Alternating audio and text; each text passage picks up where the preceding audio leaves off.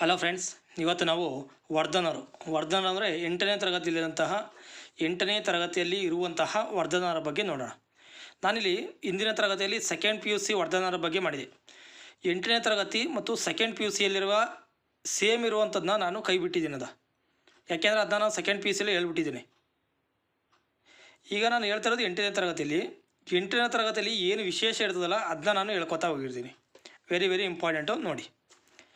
ವರ್ಧನರು 6ನೇ ಶತಮಾನದ ವೇಳೆಗೆ ಗುಪ್ತರ ವಿಘಟನೆಯನ್ನು ಕಂಡಿತು. ಅಂದರೆ ಗುಪ್ತರು ಪತನ ಹೊಂದಿದ ನಂತರ ಈ ಸಂದರ್ಭದಲ್ಲಿ ಹುಟ್ಟಿಕೊಂಡ ಸಾಮ್ರಾಜ್ಯವೇ ವರ್ಧನರು. ನೋಡಿ, ಇಲ್ಲಿ ಅಬ್ಸರ್ವ್ ಮಾಡಿ, ಗುಪ್ತ ಸಾಮ್ರಾಜ್ಯ ಪತನವಾದ ನಂತರ ನಮಗೆ ಕುಶಾಣರು ಬರ್ತಾರೆ, ಶಾತವಾಹನರು ಬರ್ತಾರೆ, ವರ್ಧನರು ಬರ್ತಾರೆ. ಈ ರೀತಿ ಅನೇಕ ಸಂಸ್ಥಾನಗಳು ಅಲ್ಲಿ ಉದಯಿಸಲು ಅನುವು ಮಾಡಿಕೊಡ್ತದೆ. ಹಾಗಾಗಿ ನಮಗೆ ಗುಪ್ತರು ವೆರಿ ಇಂಪಾರ್ಟೆಂಟ್. ಅವರು ಎಷ್ಟು ಸ್ಟ್ರಾಂಗ್ ಇದ್ದರು ಅಂತ ಇದರಲ್ಲೇ ನಮಗೆ ಗೊತ್ತಾಗುತ್ತೆ. ಓಕೆ, ವರ್ಧನರು ಏನು ಮಾಡ್ತಾರೆ ಅಂದರೆ ಉಗಮಿಸ್ತಾರೆ 6ನೇ ಶತಮಾನದಲ್ಲಿ. ಅಂದರೆ ನಿಮ್ಗೆ ಇಲ್ಲಿ ತಿಳಿಬೇಕು, 6ನೇ ಶತಮಾನದಲ್ಲಿ ವರ್ಧನರು ಆಡಳಿತಕ್ಕೆ ಬಂದರು. 6ನೇ ಶತಮಾನದಲ್ಲಿ ತಾಣೇಶ್ವರದಿಂದ ರಾಜ್ಯಾಡಳಿತವನ್ನು ಏನು ಮಾಡ್ತಾರೆ ಅಂದರೆ ರಾಜ್ಯವನ್ನು ಆಳಿದರು. ಯಾರು? ಈ ವರ್ಧನರು. ಇಲ್ಲಿ ನಮಗೆ ಮೊದಲು ಡೇಟ್ ಕೇಳ್ತಿದ್ರು, ಈಗ ಡೇಟ್ ಎಲ್ಲ ಕೇಳ್ತಿರೋದು ಅಂದರೆ ಶತಮಾನಗಳ ಬಗ್ಗೆ ಕೇಳ್ತಿದ್ದಾರೆ. ಎಷ್ಟನೇ ಶತಮಾನದಲ್ಲಿ ಯಾವ ಸಂಸ್ಥಾನ ಇತ್ತು ಅಂತ. Very important. 6ನೇ ಶತಮಾನದಲ್ಲಿ ತಾಣೇಶ್ವರದಿಂದ ರಾಜ್ಯವನ್ನು ಆಳಿದವರು ಯಾರು ಅಂದರೆ ಅವರೇ ವರ್ಧನರು. ಬಂಗಾಳದ ದೊರೆಯಾದಂತಹ ಶಶಾಂಕನನ್ನು ಸೋಲಿಸಿ ಹರ್ಷವರ್ಧನ ಅವನಿಂದ ಯಾವ ಪ್ರದೇಶವನ್ನು ವಶಪಡಿಸ್ಕೋತಾರೆ ಅಂದರೆ ಒಂದು ಬಂಗಾಳ ಮತ್ತು ಮಗಧವನ್ನು ಏನು ಮಾಡ್ತಾರೆ ಅಂದರೆ ವಶಪಡಿಸ್ಕೋತಾರೆ. ಹರ್ಷವರ್ಧನನ್ನು ಇಮ್ಮಡಿ ಪುಲಕೇಶಿ ಸೋಲಿಸಿದ. ಇದರ ಬಗ್ಗೆ ಇಮ್ಮಡಿ ಪುಲಕೇಶಿಯ ಆಸ್ಥಾನದ ಕವಿ ಯಾರಿದ್ದ ಅಂದರೆ ರವಿಕೀರ್ತಿ ವಿವರಿಸ್ತಾನೆ. ಐಹೊಳೆ ಶಾಸನ ಬರೀತಾನೆ ಅವನು. ಅದರಲ್ಲಿ ಏನು ಮಾಡ್ತಾರೆ ಅಂದರೆ ರವಿಕೀರ್ತಿ ಐಹೊಳೆ ಶಾಸನ ಬರೀತಾನೆ. ಈ ಐಹೊಳೆ ಶಾಸನದಲ್ಲಿ ಹರ್ಷವರ್ಧನನನ್ನು ಇಮ್ಮಡಿ ಪುಲಕೇಶಿ ಸೋಲಿಸಿದನು ಎಂಬುದಾಗಿ ಉಲ್ಲೇಖವಿದೆ. ರವಿಕೀರ್ತಿ ಯಾರ ಆಸ್ಥಾನದ ಕವಿ ಅಂದರೆ ಇಮ್ಮಡಿ ಪುಲಕೇಶಿ ಅಂದರೂ ಒಂದೇ, 2ನೇ ಪುಲಕೇಶಿ ಅಂದರೂ ಒಂದೇ. ಇಮ್ಮಡಿ ಅಂದ್ರೇ 2, ಆಯಿತಾ. ಇಮ್ಮಡಿ ಪುಲಕೇಶಿ ಅಂದ್ರೆ ಒಂದೇ, 2ನೇ ಪುಲಕೇಶಿ ಅಂದ್ರೆ ಒಂದೇ. ರಾಜನ ಆಳ್ವಿಕೆಯಲ್ಲಿ ಮಂತ್ರಿ ಮಂಡಲವು ಈ ರಾಜನಿಗೆ ಸಹಕಾರಿಯಾಗಿತ್ತು. ಯಾವ್ಯಾವ ಅಂದ್ರೆ ಅವು ನೋಡಿ, ಮಹಾಸಂಧಿ ವಿಗ್ರಹ ಅಂತ. ಈ ಮಹಾಸಂಧಿ ವಿಗ್ರಹ ಅನುಸಂಧಾನವನ್ನು ಮಾಡುವವರು. ಇದೇ ಕ್ವಶನ್ ಕೇಳಿದಳು.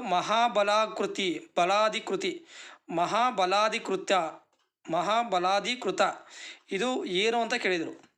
ಮಹಾಬಲಾಧಿಕೃತ ಇದು ಏನಂತ ಕೇಳಿದರು. ಇದು ಒಂದು ಮಹಾಸೇನಾಪತಿ ಇದೇ ಕ್ವಶನ್ ಆಗಿತ್ತು. ಭೋಗಪತಿ ಇವರು ಕಂದಾಯಕ್ಕೆ ಸಂಬಂಧಿಸಿದ್ದವರು. ನೋಡಿ, ಈ 3 ಇಂಪಾರ್ಟೆಂಟು ನೋಡ್ಕೊಳ್ಳಿ ಸ್ವಲ್ಪ. ಮಹಾಸಂಧಿ ವಿಗ್ರಹ, ಮಹಾಬಲಾಧಿಕೃತ, ಭೋಗಪತಿ.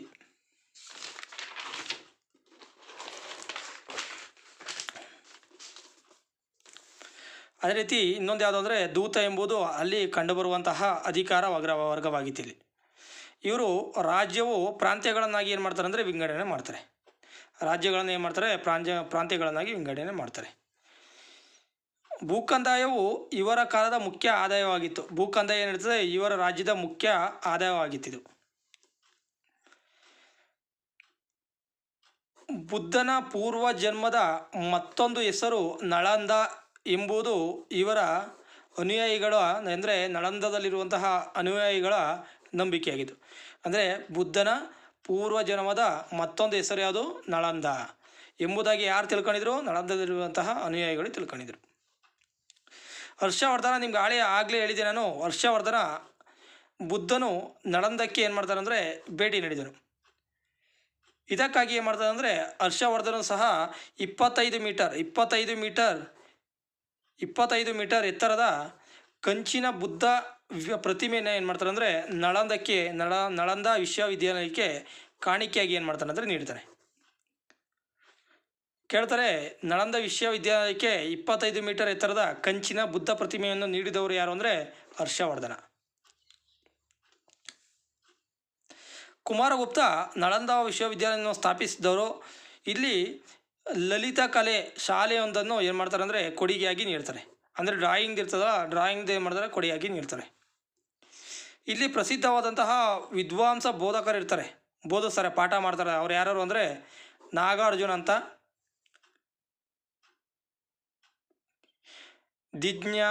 ದಿಜ್ಞಜ ಅಂತ ಮತ್ತು ಧರ್ಮಪಾಲ,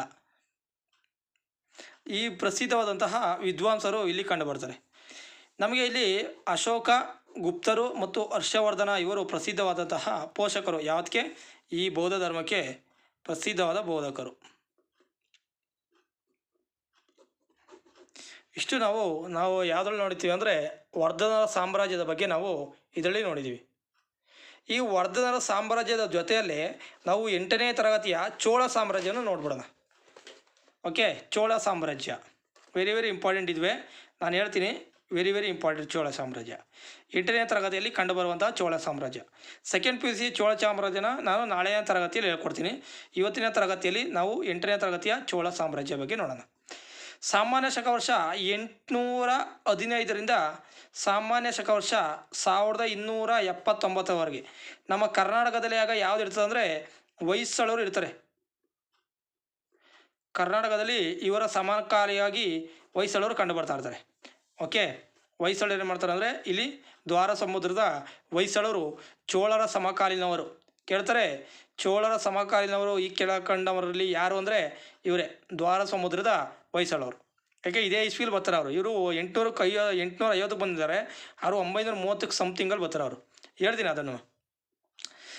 ಇವರು ತಮಿಳುನಾಡಿನ ಪಲ್ಲವರ ನಂತರ ನೋಡಿ, ನಾನು ಪಲ್ಲವರ ಬಗ್ಗೆ ಹೇಳ್ಬೇಕಾಗಿರ್ತದೆ. ಇದನ್ನು ನಾನು ಮುಂದಿನ ತರಗತಿಯಲ್ಲಿ ನಾನು ಹೇಳ್ತೀನಿ. ಅಂದರೆ ನಾನು ಚೋಳ ಸಾಮ್ರಾಜ್ಯ ಸೆಕೆಂಡ್ PUC ಆದಮೇಲೆ ನಿಮಗೆ ವರ್ಧ ಸಾಮ್ರಾಜ್ಯ ಪಲ್ಲವರ ಬಗ್ಗೆ ನಾನು ಡಿಸ್ಕಷನ್ ಮಾಡ್ತೀನಿ. ಪಲ್ಲವರ ನಂತರ ದಕ್ಷಿಣದಲ್ಲಿ 9ನೇ ಶತಮಾನದಿಂದ 13ನೇ ಶತಮಾನದವರೆಗೆ ಆಳ್ವಿಕೆ ನಡೆಸಿದವರು ಯಾರು ಅಂತ ಕೇಳ್ತಾರೆ. ನೋಡಿ, ಇದು 6ನೇ ಶತಮಾನದಲ್ಲಿ ವರ್ಧನರು ಬರ್ತಾರೆ, ಆದರೆ 9ನೇ ಶತಮಾನದಲ್ಲಿ ಚೋಳರು ಬರ್ತಾರೆ. ಇದರಲ್ಲಿ ಫೇಮಸ್ ಆಗಿರುವಂತಹ ಒಂದು ದೇವಾಲಯ ಇದೆ ನೋಡಿ. ಭವ್ಯ ದೇವಾಲಯಗಳನ್ನು ಏನು ಮಾಡ್ತಾರೆ, ಇವರ ಕಾಲದಲ್ಲಿ ನಿರ್ಮಾಣ ಮಾಡ್ತಾರೆ. ಅದೇ ಯಾವುದು ಅಂದರೆ ಬೃಹದೀಶ್ವರ ಎಂಬ ದೇವಾಲಯವನ್ನು ನಿರ್ಮಾಣ ಮಾಡ್ತಾರೆ. ಇವರ ಕೊಡುಗೆ ಇದು. ತಮಿಳು ಸಾಹಿತ್ಯಕ್ಕೆ ಪ್ರೋತ್ಸಾಹ ಏನು ಮಾಡ್ತಾರೆ ಅಂದರೆ ನೀಡಿದರು ಇವರು. ಚೋಳರು ಪಲ್ಲವರ ಆಶ್ರಯದಲ್ಲಿ ಇರ್ತಾರೆ. ತದನಂತರ ಇವರು ಸ್ವಾತಂತ್ರ್ಯವನ್ನು ಘೋಷಣೆ ಮಾಡ್ಕೋತಾರೆ. ಚೋಳರ ಮೂಲ ಪುರುಷ ಯಾರು ಅಂತ ನಮಗೆ ಒಂದು ಸಾಹಿತ್ಯ ತಿಳಿಸ್ತದೆ. ಆ ಸಾಹಿತ್ಯ ಯಾವುದಂದರೆ ಸಂಗಮ್ ಸಾಹಿತ್ಯ. ಚೋಳರ ಮೂಲ ಪುರುಷ ಯಾರು ಅಂದರೆ ಕರಿಕಾಳ ಚೋಳ. ಈ ಕರಿಕಾಳ ಚೋಳನು ಈ ವಂಶದ ಮೂಲ ಪುರುಷ. ವಿಜಯಾಲಯ ಚೋಳ ರಾಜ್ಯವನ್ನು ಪುನರ್ಜೀವನಗೊಳಿಸಿ ತಾಂಜಾವೂರನ್ನು ರಾಜಧಾನಿಯನ್ನಾಗಿ ಮಾಡಿಕೊಂಡರು. ಇದೇ ಕೇಳಿದರು ಅವರು. ವಿಜಯಾಲಯದ ರಾಜಧಾನಿ ಯಾವುದು ಅಂತ ಕೇಳಿದರು. ಇವನ ರಾಜಧಾನಿ ತಾಂಜಾವೂರು. ಚೋಳರ ಪ್ರಮುಖ ರಾಜ ಯಾರು ಅಂದರೆ 1ನೇ ರಾಜ ಇವನೇ ಬೃಹದೇಶ್ವರ. ಇಲ್ಲಿ ಕಾಣ್ಬೋದಲ್ಲ, ಇಲ್ಲಿ ಬೃಹದೀಶ್ವರ ಇದಲ್ಲ, ಈ ದೇವಾಲಯವನ್ನು ನಿರ್ಮಾಣ ಮಾಡಿದವನೇ ಇವನು. ಯಾರು? ರಾಜ ಆಯಿತಾ. 1ನೇ ರಾಜ ಮಾಡ್ತಾರೆ. ಇವನು ಯಾರ್ಯಾರನ್ನ ಸೋಲಿಸ್ತಾನೆ ಅಂತ ಕೇಳಿದ್ರೆ, ಒಂದು ಚೇರರು, ಇದ್ರ ಬಗ್ಗೆ ಹೇಳ್ತೀನಿ. ಗಂಗರು ಕರ್ನಾಟಕದಲ್ಲಿ ಹೇಳ್ತೀನಿ. ಪಾಂಡ್ಯರು ಇದ್ರ ಬಗ್ಗೆ ಹೇಳ್ತೀನಿ. ಚೇರರು ಪಾಂಡ್ಯರ ಬಗ್ಗೆ ಇದು ಸಪ್ರೇಟ್ ಆಗದೆ 3 ಸಂಸ್ಥಾನಗಳು. ಇದ್ರ ಬಗ್ಗೆ ನಾನು ಸಪ್ರೇಟಾಗಿ ವಿಡಿಯೋ ಮಾಡಿ ಹಾಕ್ತೀನಿ. ನೌಕಾ ಸೈನ್ಯವನ್ನು ನಿರ್ಮಿಸಿ ಶ್ರೀಲಂಕಾವನ್ನು ತನ್ನ ವಶಕ್ಕೆ ಮಾಡ್ಕೊತಾನೆ. ಅದೇ ರೀತಿ ಮಲೇಷಿಯಾ ಮತ್ತು ಸಿಂಗಾಪುರಗಳಲ್ಲಿ ಇಂದಿಗೂ ಸಹ ತಮಿಳರ ಪ್ರಾಬಲ್ಯ ಗಮನಿಸಬಹುದು ನಾವು. ಹೌದು, ತಮಿಳರ ಪ್ರಾಬಲ್ಯ ನಾವು ಸಿಂಗಾಪುರದಲ್ಲಿ ನೋಡ್ಬೋದು. ಅಲ್ಲಿ ನಾನು ಆಗಲೇ ಹೇಳಿದಾಗೆ ಇದು ಕ್ವಶನ್ ಆಗಿದೆ. ಇದು 1ನೇ ರಾಜ ತಾಂಜಾವೂರಿನ ಬೃಹದೀಶ್ವರ ದೇವಾಲಯವನ್ನು ಏನು ಮಾಡ್ತಾರೆ ಅಂದರೆ ನಿರ್ಮಾಣ ಮಾಡ್ತಾರೆ. ಇದು ಎಷ್ಟು ಎತ್ತರ ಅದೇ, ಎಷ್ಟು ತೂಕ ಅದೇ, ಇದನ್ನೆಲ್ಲ ನಾವು ಮುಂದೆ ಹೇಳ್ತಾ ಹೋಗ್ತೀನಿ. ಅದು ಓಕೆ. ಬೃಹದೀಶ್ವರ ದೇವಾಲಯ ಪ್ರಸಿದ್ಧವಾಗಿದೆ. 1ನೇ ರಾಜ ಏನು ಮಾಡ್ತಾರೆ ಅಂದರೆ ಇದನ್ನು ನಿರ್ಮಾಣ ಮಾಡ್ತಾನೆ. ಎಲ್ಲಿ? ತಾಂಜಾವೂರಲ್ಲಿ.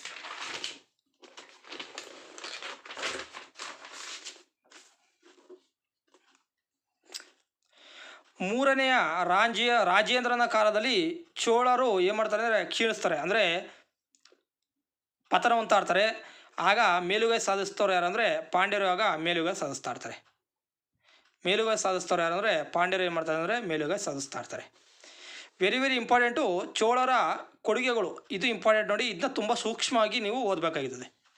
ಹೇಳ್ತೀವಿ ನೋಡಿ, ಇವರ ರಾಜ್ಯವನ್ನು ಯಾವ್ಯಾವ ರೀತಿ ಡಿವೈಡ್ ಮಾಡಿದ್ರು ಅಂದರೆ ಮಂಡಲಂ ಎಂದು, ಕೊಟ್ವಂಗಿ ಎಂದು, ನಾಡು, ಕುರ್ರಂ ಅಥವಾ ಗ್ರಾಮ ಸಮುದಾಯ ಅಥವಾ ತರಾಕುರಂ ಎಂಬುದಾಗಿ ವಿಭಾಗಿಸಲಾಗಿತ್ತು. ಇದ್ರ ಬಗ್ಗೆ ಕ್ವಶನ್ ಕೇಳಿದರು. ಅಂದರೆ ಇದು ಯಾವ ಸಂಸ್ಥಾನಕ್ಕೆ ಸೇರಿದ್ದು, ತರಾಕುರಂ ಇದು ಯಾವ ಸಾಮ್ರಾಜ್ಯಕ್ಕೆ ಸೇರಿದ್ದು ಅಂತ ಕೇಳಿದರು. ಆಯಿತಾ, ಈ ರೀತಿ ಕ್ವಶನ್ ಕೇಳಿರ್ತಾರೆ. ಪ್ರತಿ ಗ್ರಾಮದಲ್ಲೂ ಊರ್ ಎಂಬ ಪ್ರಜೆಗಳ ಸಭೆ ಇತ್ತು.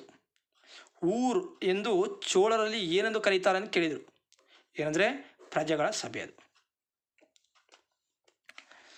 ಚೋಳರ ಆಳ್ವಿಕೆಯ ಪ್ರಮುಖ ಲಕ್ಷಣವೇನೆಂದರೆ ಗ್ರಾಮದ ಸ್ವಯಮಾಧಿಪತ್ಯ ಬೆಳವಣಿಗೆ. ಗ್ರಾಮ ಸಭೆಗಳು ಪ್ರಥಮ ಸಭೆಗಳಾಗಿದ್ದವು. ಇವೆರಡು ಏನಿದೆ ಗ್ರಾಮ ಸಭೆಯೇ ಇಲ್ಲಿನ ಪ್ರಥಮ ಸಭೆಗಳಾಗಿದ್ದವು.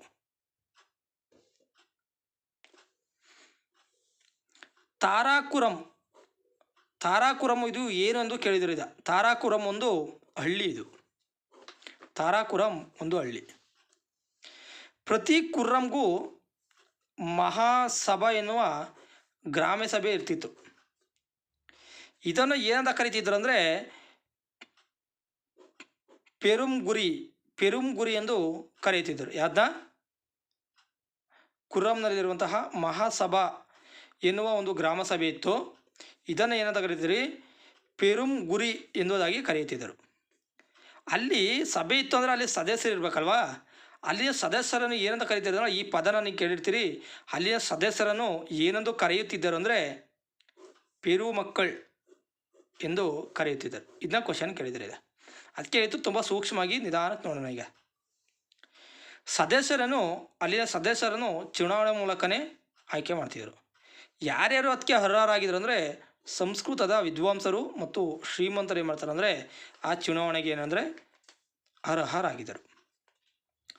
ನೋಡಿ, ನಾವು ಭೂಕಂದಾಯ ಈ ಚೋಳರ ಕಾಲದಲ್ಲಿ 6ನೇ 1 ಭಾಗವನ್ನು ಕಂದಾಯವಾಗಿ ವಸೂಲಿ ಮಾಡ್ತಿದ್ರಿ. ಸೇಮ್ ಇದೇ ನಮಗೆ ಮೌರ್ಯ ಸಾಮ್ರಾಜ್ಯದಲ್ಲೂ ಸಹ ಇದೇ ಸೇಮ್ ಆಗುತ್ತೆ. ಕ್ವಶನ್ ಕೇಳಿದರೆ ಕಂದಾಯ ಎಷ್ಟಿತ್ತು ಅಂತ. ಆಯಿತಾ, ಇದು ಇಂಪಾರ್ಟೆಂಟು. ನೀರಾವರಿ ವ್ಯವಸ್ಥೆಗೆ ವಿಶೇಷ ಗಮನವನ್ನು ಕೊಟ್ಟಿರ್ತಾರೆ ಇವರು. ಓಕೆ, ನೀರಾವರಿ ವ್ಯವಸ್ಥೆಗೆ ವಿಶೇಷ ಗಮನವನ್ನು ಕೊಟ್ಟಿರ್ತಾರೆ. ನೋಡಿ, ತುಂಬ ನಿಧಾನಕ್ಕೆ ಹೇಳ್ತಿದ್ದೀನಿ, ಅದಕ್ಕೋಸ್ಕರನೇ ನೋಡಿ. ಇವರು ಅನೇಕ ಕೆರೆಗಳನ್ನ ಏನು ಮಾಡ್ತಾರೆ ಅಂದರೆ ನಿರ್ಮಾಣ ಮಾಡ್ತಾರೆ, ಕಟ್ಟಿಸ್ತಾರೆ. ಅದರಲ್ಲಿ ಒಂದು ಪ್ರಮುಖವಾದದ್ದು ನಮ್ಮ ಬೆಂಗಳೂರಲ್ಲಿ ಇರೋದು ಬೆಂಗಳೂರು ಬಳಿಯ ಬೆಳ್ಳಂದೂರು ಕೆರೆ. ಕೇಳ್ತಾರೆ, ಬೆಳ್ಳಂದೂರು ಕೆರೆ ಇದು ಯಾರ ಕಾಲದಲ್ಲಿ ನಿರ್ಮಾಣವಾಗಿತ್ತು ಅಂದರೆ ಚೋಳರ ಕಾಲದಲ್ಲಿ ನಿರ್ಮಾಣವಾಗಿತ್ತು. ಇದು ಎಲ್ಲದಂದರೆ ಬೆಂಗಳೂರಲ್ಲದೆ. ಅದೇ ರೀತಿ ಇವರು ಸರೋವರವನ್ನು ಏನು ಮಾಡ್ತಾರೆ, ಕಟ್ಟಿರ್ತಾರೆ. ಕೆರೆ ಅಲ್ಲ, ಬರೀ ಕೆರೆ ಕಟ್ಟಿರ್ತಾರ ಅಲ್ಲ, ಸರೋವರವನ್ನು ಏನು ಮಾಡ್ತಾರೆ, ಕಟ್ಟಿರ್ತಾರೆ. ಯಾವುದು? ಗಂಗೈಕೊಂಡ ಚೋಳಾಪುರದಲ್ಲಿ ಒಂದು ವಿಶಾಲವಾದಂತಹ ಸರೋವರವನ್ನು ಕಟ್ಟಿರ್ತಾರೆ. ಕೇಳ್ತಾರೆ, ಗಂಗೈಕೊಂಡ ಚೋಳಾಪುರ ಒಂದು ಸರೋವರವಾಗಿದೆ. ಇದು ಚೋಳರು ಶೈವರಾಗಿರ್ತಾರೆ, ಶಿವರ ಆರಾಧಕರು ಇವರು. ಅದಕ್ಕಾಗಿ ಇವರು ಶಿವಾಲಯಗಳನ್ನೇ ಕಟ್ಟಿರ್ತಾರೆ, ಅನೇಕ ಶಿವಾಲಯಗಳನ್ನು ಕಟ್ಟಿರ್ತಾರೆ. ನೋಡಿ, ನಾವು ಆಗಲೇ 1ನೇ ರಾಜರಾಜನ ಬಗ್ಗೆ ಹೇಳಿದೆವು. ತಾಂಜಾವೂರಿನ ಬೃಹದೀಶ್ವರ ದೇವಾಲಯ 500 ಅಡಿ ಉದ್ದ ಹಾಗೂ 250 ಅಡಿ ಅಗಲ, ಅದರ ಶಿಖರ 200 ಅಡಿ ಎತ್ತರವಿದೆ. ಬೃಹದೀಶ್ವರ ದೇವಾಲಯ ತಾಂಜಾವೂರಲ್ಲಿದೆ.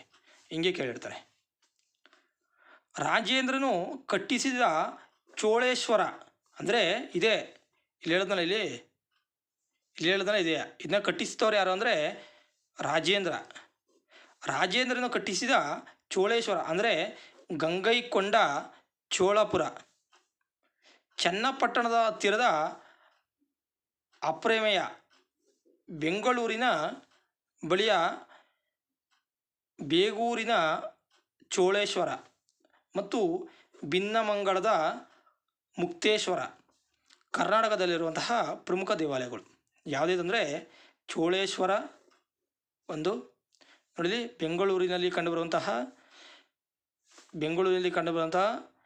ಬೇಗೂರಿನ ಚೋಳೇಶ್ವರ, ಭಿನ್ನಮಂಡಲದ ಮುಕ್ತೇಶ್ವರ, ಈ ರೀತಿಯಾದಂತಹ ನಮಗೆ ಇವರ ದೇವಾಲಯಗಳನ್ನು ನಾವು ನೋಡಬಹುದಾಗಿದೆ. ಓಕೆ, ಆಪ್ರಮೇಯ ದೇವಾಲಯ, ಇದು ಸಹ ಆಪ್ರಮೇಯ ದೇವಾಲಯ ಚನ್ನಪಟ್ಟಣದಲ್ಲಿದೆ. ಇವರು ಹಲವಾರು ಮೂರ್ತಿಗಳನ್ನು ಆರಾಧನೆ ಮಾಡ್ತಾ ಇತ್ತು. ಅದರಲ್ಲಿ ಒಂದು ಶಿವ, ಗಣೇಶ, ವಿಷ್ಣು, ದರ್ಗೆ ಮತ್ತು ಕಾರ್ತಿಕೇಯರ ಮೂರ್ತಿಗಳು ಪ್ರಸಿದ್ಧವಾಗಿದ್ದಾವೆ. ಇಲ್ಲಿ ನೋಡಿರಿ, ನಮಗೆ ಇದು ತುಂಬ ಸಲ ಕೇಳಿದರೆ ಉತ್ತರ ಮೇರೂರು ಅಂತ ಜಸ್ಟ್ ಇಲ್ಲೈತೆ, ಆದರೆ ಇಲ್ಲಿ ಒಂದು ಶಾಸನ ಹೊರಡಿಸ್ತಾರೆ. ಉತ್ತರ ಮೇರೂರು ಶಾಸನ ಯಾವುದಕ್ಕೆ ಸಂಬಂಧಿಸಿದೆ ಅಂದರೆ ಚೋಳರ ಗ್ರಾಮಾಡಳಿತ ಬಗ್ಗೆ ಸಂಬಂಧಿಸಿದೆ. ಇದು ನಿಮಗೆ ಸೆಕೆಂಡ್ PUC ಇರೋದೇ ಇದ್ರ ಬಗ್ಗೆ ಹೇಳ್ಕೊಡ್ತೀನಿ. ಇವರು ಅಗ್ರಹಾರಗಳನ್ನು ಏನು ಮಾಡ್ತಾರೆ, ನಿರ್ಮಿಸ್ತಾರೆ. ಅದರಲ್ಲಿ ಪ್ರಮುಖವಾದ ಅಗ್ರಹಾರ ಯಾವುದು ಅಂದರೆ ಉತ್ತರ ಮೇರೂರು. ಇದು ಪ್ರಸಿದ್ಧವಾದಂತಹ ಅಗ್ರಹಾರ. ತಮಿಳು ಸಾಹಿತ್ಯದ ಸರ್ವತೋಮುಖ ಪ್ರಗತಿಗೆ ಈ ಚೋಳರು ಕಾರಣ ಆಗಿರ್ತಾರೆ. ಹೆಂಗೆ ಅಂದರೆ ಕಂಬ ಎಂಬ ಕವಿ ಏನು ಮಾಡ್ತಾರೆ ಅಂದರೆ ಒಂದು ಕೃತಿಯನ್ನು ರಚಿಸ್ತಾರೆ, ಅದೇ ಆದರೆ ರಾಮಾಯಣ.